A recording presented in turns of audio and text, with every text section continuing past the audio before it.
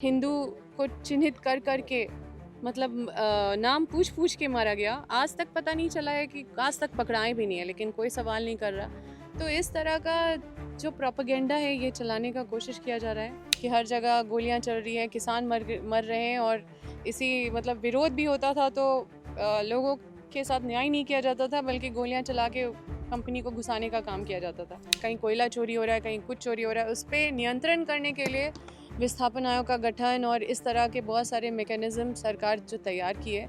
अभी भी झारखंड में जो संघर्ष है वो जारी है।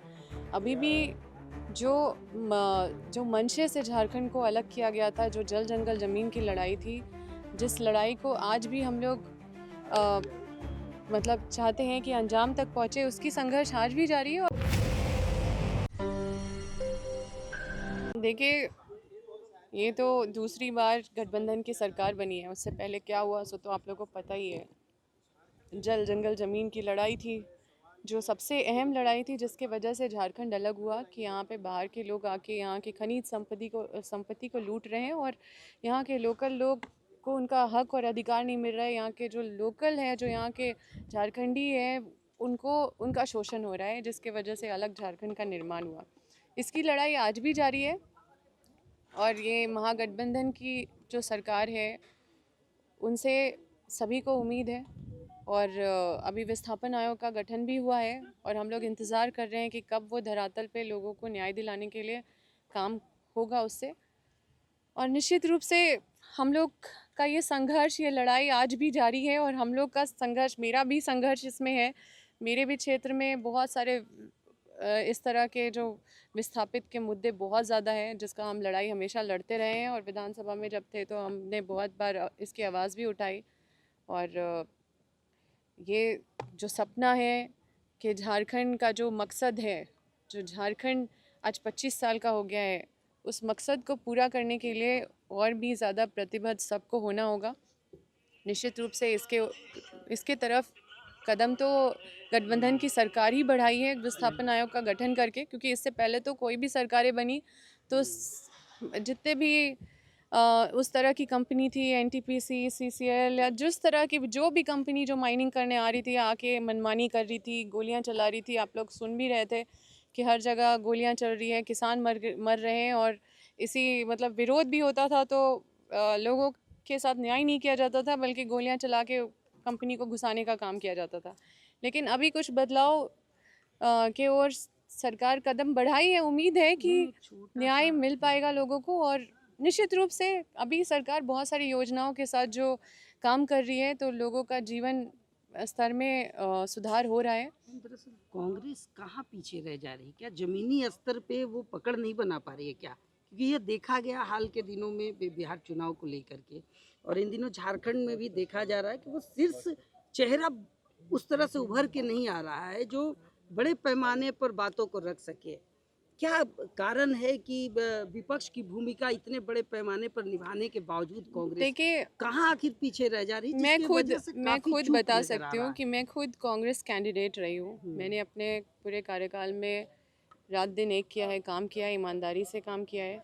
लेकिन जिस तरह से जो कैंडिडेट जो बीजेपी के जीतने का कोशिश करते हैं, वो अंदर से कॉन्स्पिरेसी करके, लोगों के बीच पथराव करके, हिंदू मुस्लिम करके, फंडिंग करके, कुछ ऐसा मतलब एक परसेप्शन बनाने का कोशिश करते हैं कि उसमें लोग जो हमारे हिंदू वोटर्स है उसको कैसे डराएं और कैसे उनको ये करे कि मतलब इनको नहीं आना चाहिए।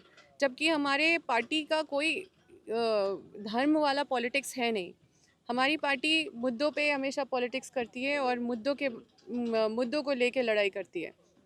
लेकिन क्योंकि विपक्ष का जो पॉलिटिक्स है वो सिर्फ धर्म आधारित है, तो वो एक धर्म को इतना ज़्यादा सता रहे हैं कि वो और उसको ऐसे प्रोपेगेट कर रहे हैं कि मतलब उनको डरा रहे हैं। आप देखिए कैसे आप देखिए जम्मू एंड कश्मीर में जिस तरह से हिंदू को चिन्हित कर करके मतलब नाम पूछ पूछ के मारा गया। आज तक पता नहीं चला है कि आज तक पकड़ाए भी नहीं है, लेकिन कोई सवाल नहीं कर रहा।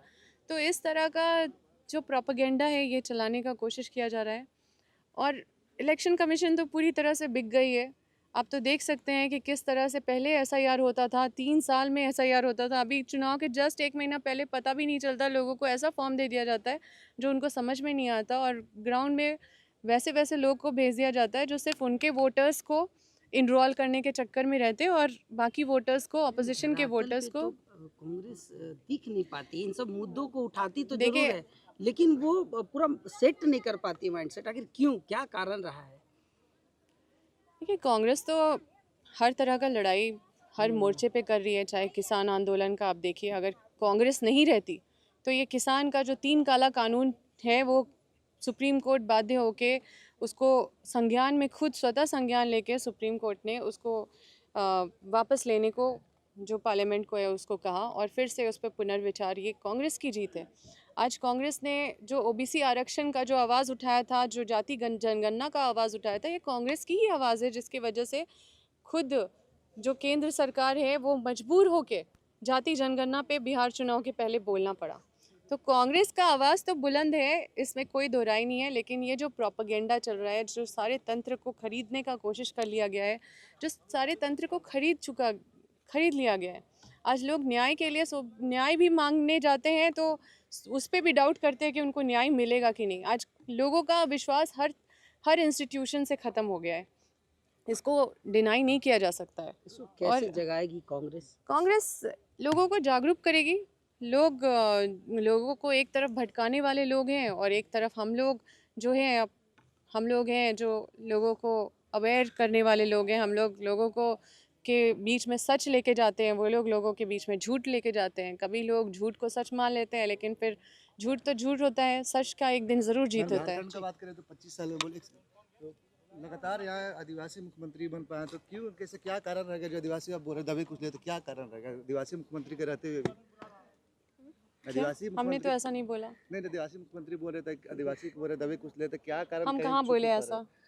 नहीं तो हम तो नहीं बोले। जैसे कभी किसी लीडर से देखिए, बात करने से आपने बोलते हैं कि आदिवासी भी दबे कुचले, तो क्या कारण रहेगा, कहाँ पर चुप हमने हो रही है? ऐसा नहीं बोला, आप खुद से अपना स्टेटमेंट दे रहे हैं। हम तो सीधा ये बोल रहे हैं कि अभी भी झारखंड में जो संघर्ष है वो जारी है।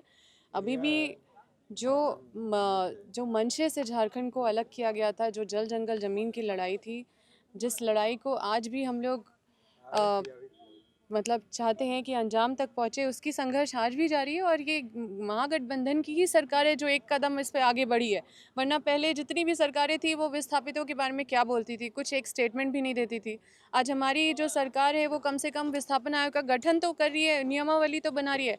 हमारे कार्यकाल में गठन हुआ, अभी कुछ दिन पहले जो नियमावली पे मुहर लगा, अब ये नियमावली धरातल पे जाके लोगों को न्याय पहुंचाए, उसका हम लोग इंतज़ार कर रहे हैं। फिर अगर उस पे भी अगर लोगों को न्याय नहीं मिलेगा तो हमारा फिर से संघर्ष उस पे होगा। हम लोग फिर उस पे कुछ ऐसा मैकेनिज़्म लाने का कोशिश करेंगे जिससे कि लोगों का न्याय मिल सके, क्योंकि यहाँ का यही लड़ाई था कि जो बाहर के लोग हैं वो यहाँ के खनिज संपदा को लूट के ले जा रहे हैं, कहीं कोयला चोरी हो रहा है, कहीं कुछ चोरी हो रहा है। उस पर नियंत्रण करने के लिए विस्थापन आयोग का गठन और इस तरह के बहुत सारे मैकेनिज़्म सरकार जो तैयार की है। हम पर्सनली ये चाहते हैं कि इन सब चीज़ों का हल निकले। और भी बहुत सारे मुद्दे हैं, शिक्षा अम्बा दी, है, आप स्वास्थ्य। कैसा महसूस कर रही है? विधानसभा है लेकिन आप आज विधायक नहीं हैं, वही विधानसभा लेकिन आप पूर्व विधायक हो गई है, तो कुछ तो होगा। कैसा महसूस कर रही है इस चीज़ पर? देखिए, मैं तो अपने लिए नहीं हूँ, मैंने तो अपने आप को पूरा लोगों के बीच में हमेशा रखा हुआ था और लोगों की सर्विस में थी, लोगों को फ़ायदा हो रहा था, लोगों को मतलब मैं मिल रही थी, मेरे से सेवा मिल रहा था। आज लोगों ने किसी को चुना है तो आज उनको लोग देख रहे हैं। लेकिन जो अंतर जो मैं महसूस कर रही हूँ कि पहले लोग मतलब बहुत आसान था, घर की मुर्गी दाल बराबर थे हम, तो लोग मतलब इजी में मिल अधिकार और वो उस तरह के ये पे बात करते थे कि इसको कर दीजिए विधायक जी, ये है वो है, मतलब बेटी जैसा। मतलब वो होता था कि एकदम ऑर्डर भी देते थे, डांटते भी थे कि आप अभी तक इसको क्यों नहीं करवा दिए, इसको, मतलब हर तरह से हम लोगों के बीच में थे। पर आजकल देखते हैं कि लोग का नज़रिया मेरे प्रति बहुत बदल गया है। पहले मुझे अपने आप में नेता जैसा फ़ील नहीं होता था, अब अपने आप में लीडर जैसा फ़ील होने लगा है, क्योंकि लोग मुझे बहुत ज़्यादा सम्मान देने लगे हैं। और जो मैं जीत के जितना सम्मान महसूस नहीं की हूँ, उतना हारने के बाद मैं सम्मान महसूस कर रही हूँ, क्योंकि शायद वो सम्मान अब मैं बहुत ज़्यादा देख पा रही हूँ अपने क्षेत्र में, क्योंकि लोगों ने भी ये रियलाइज़ किया है कि हमने जो पेन उठाया था बड़का गांव के लिए, जो रात दिन मेहनत करते थे बड़का गांव के लिए, जो कभी भी एक पुकार में पहुंच जाते थे लोगों के पास, वो लोगों को एहसास होने के बाद लोग मुझे और भी ज़्यादा वो सम्मान दे रहे हैं। तो मुझे पहले से बेटर फील हो रहा है, ये हम बता सकते हैं आपको। ये हार जीत होते रहता है, और मुझे हारा हुआ एक दिन भी महसूस नहीं हुआ है। आज भी मैं सबका काम कर रही हूँ। आज भी कई सारे एक्स्ट्रा दायित्व भी मिले हैं, पार्टी की तरफ से भी बड़ा जिम्मेदारी मिला है, राष्ट्रीय सचिव का जिम्मेदारी मिला है, बंगाल के इंचार्ज हैं, बहुत सारा व्यस्तता है, बहुत सारा आज भी चुनौती है। और अपने बड़का गांव में हमेशा मेरा ध्यान रहता है लोगों के बीच में, जहाँ पे भी दिक्कत होता है लोगों का काम करवाने में, हम कभी भी पीछे नहीं रहते हैं। तो देखिए, आप किसी भी पद में रहते हैं तो ये तो पहली पहली बात कभी नहीं सोचना चाहिए कि जीवन भर आप वो उस पद में ही आप ही रहेंगे। वो समय भी बदलता है, लेकिन जब आपको मौका मिलता है ना, तो अगर आपने उस मौके को अच्छे से यूज़ किया है लोगों के लिए, अगर आप मेहनत किए हो और आप अपना बेस्ट दियो, तो वही सबसे बड़ा जीत होता है, जो अपने आप में आपको महसूस होता है कि वो नाम मिटा नहीं सकते आप बड़का गांव से।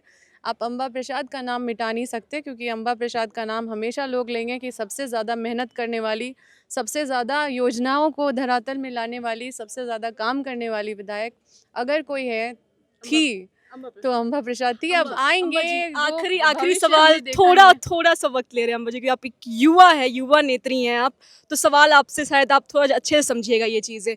आपकी गठबंधन की सरकार है, झारखंड सरकार में स्कॉलरशिप नहीं मिल रहा है बच्चों को। आप युवा हैं तो आप जानती होगी करियर कितना इंपॉर्टेंट होता है। स्कॉलरशिप नहीं मिल रहा, बच्चे कितने परेशान हैं, कहीं ताला जड़ रहे हैं। आप देखिए बहुत सारे न्यूज़ आ रहे हैं, लेकिन सरकार तक ये बात पहुँच क्यों नहीं रही है अम्बा जी? देखिए, जो विधायक हैं, क्षेत्र के जो लोग हैं, उनको ये बात पहुंचाने का ज़रूरत है, पहुंचाना चाहिए, बच्चों को मिलवाना चाहिए। हम तो हमेशा लेके जाते थे, जब भी जो भी मसला रहता था झारखंड में, किसी भी कोने से आते थे, युवा, महिला, जो भी आते थे, जो भी, हमको लगता है बड़का गांव में मतलब हम सबसे ज़्यादा बदनाम रहते थे, ज़्यादा से ज़्यादा लोगों को मुख्यमंत्री से मिलवाने के लिए। तो हम कभी ये मौका नहीं छोड़ते थे। अगर एक भी व्यक्ति हमको बोलते थे कि हमको सीएम साहब से मिलवा दीजिए, तो हाँ, हर कोई बोलता था अरे अम्बा प्रसाद के पास जाओ, मिलवा देगी। हम लड़ झगड़ के मिलवा देते थे। अब क्या तो होगा? अभी हम प्रोटोकॉल में वैसे नहीं हैं। विधायक जो होते हैं, माननीय जो विधायक हैं, उनको चाहिए कि वो वैसे स्टूडेंट्स लोग को लेके जाएं, मिलवाएं, उनकी व्यथा को रखें। और वैसे स्टूडेंट से भी हम अनुरोध करेंगे कि आप कोई माननीय के साथ जाके मिल के बैठ के अपनी जो है उनके संज्ञान में है कि नहीं है, उसको आप वहाँ तक रखने का काम करें। विधानसभा में मामला उठना चाहिए, हम लोग तो उठाते थे। और निश्चित रूप से बहुत दुखद है, क्योंकि हमारे युवा जो है वो परेशान रहेंगे, तो समझिए कि इससे बड़ा दुख का बात और कुछ नहीं हो सकता है।